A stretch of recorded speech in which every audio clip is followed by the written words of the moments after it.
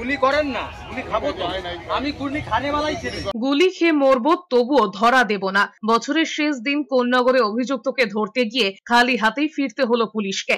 জানা গিয়েছে উত্তরপাড়া থানায় কোন্নগর ফাঁড়ির পুলিশ মঙ্গলবার বিকেলে জোড়াপুকুর এলাকায় অভিযুক্ত তিনু মণ্ডল নামে এক যুবককে ধরতে গিয়েছিল। তিনুর বিরুদ্ধে নেশা করে স্থানীয়দের মারধরের অভিযোগ রয়েছে, কিন্তু তিনুকে ধরে গাড়িতে তোলার সময় হঠাৎ করেই ছুট লাগায়। এরপর পাড়ারই একটি পুকুর পাড়ে দাঁড়িয়ে পুলিশকে বলতে থাকে সে ধরা দেবে না, গুলি খেয়ে মরবে, জলে ঝাঁপ দিয়ে মরবে, তাও কোনোভাবেই ধরা দেবে না। শ্যামল চক্রবর্তী নামে এক বাসিন্দা জানিয়েছেন, বাবাকে মারধরের অভিযোগে কিছুদিন আগে জেলেও ছিল তিনু, কিছুদিন আগে ছাড়া পেয়েছে। তিনুকে বলতে শোনা যায় 10 জন মিলে তাকে ধরে নিয়ে গিয়েছিল, সেই অভিজ্ঞতা ভালো না, তাই ধরা দিতে চায় না। পুলিশ অনেকক্ষণ অপেক্ষা করার পর শেষ পর্যন্ত খালি হাতেই ফিরে যায়।